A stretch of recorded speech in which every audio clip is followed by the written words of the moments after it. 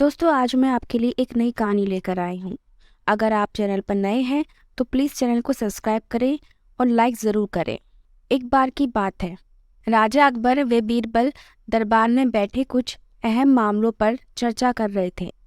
तभी बीरबल ने अकबर से कहा, मुझे लगता है कि ज़्यादातर पुरुष जोरू के गुलाम होते हैं और अपनी पत्नियों से डरकर रहते हैं। बीरबल की यह बात राजा को बिल्कुल भी पसंद नहीं आई। उन्होंने इस बात का विरोध किया। इस पर बीरबल भी अपनी बात मनवाने पे अड़ गए। उन्होंने राजा से कहा कि वे अपनी बात को सिद्ध कर सकते हैं,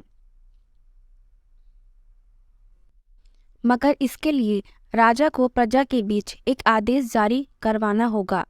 वह आदेश था कि जिस पुरुष के अपनी पत्नी से डरने की बात सामने आएगी, उसे दरबार में एक मुर्गी जमा करानी होगी। राजा बीरबल की इस बात पर तैयार हो गए। अगले ही दिन प्रजा के बीच आदेश कराया गया कि अगर यह बात सिद्ध हो जाती है कि कोई पुरुष अपनी पत्नी से डरता है, तो उसे दरबार में आकर बीरबल के पास एक मुर्गी जमा करवानी होगी। फिर क्या था, देखते ही देखते बीरबल के पास ढेरों मुर्गियां इकट्ठा हो गई और सैकड़ों मुर्गियां महल के बगीचे में घूमने लगी। अब बीरबल राजा के पास पहुंचे और बोले, महाराज, महल में इतनी मुर्गियां इकट्ठा हो गई हैं, आप एक मुर्गी वाला खोल सकते हैं, इसलिए अब आप इस आदेश को वापस ले सकते हैं। मगर महाराज ने इस बात को गंभीरता से नहीं लिया और महल में मुर्गियों की संख्या धीरे धीरे और भी ज्यादा बढ़ने लगी। इतनी अधिक मुर्गियां महल में जमा हो जाने के बाद भी जब राजा अकबर बीरबल की बात से सहमत नहीं हुए, तो बीरबल ने अपनी बात सिद्ध करने के लिए एक नया उपाय निकाला।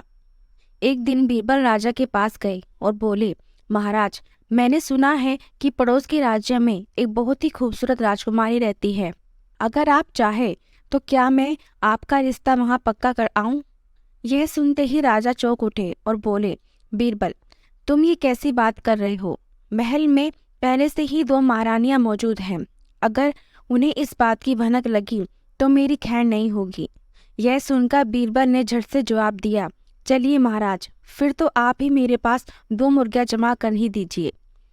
राजा बीरबल का ऐसा जवाब सुनकर शर्मा गए और उन्होंने अपना आदेश उसी वक्त वापस ले लिया। सीख, बातों की चतुराई से हम किसी भी बात को मनवा सकते हैं। जरूरत है तो बस बीरबल की तरह चतुराई से अपना पक्ष रखने की। धन्यवाद दोस्तों।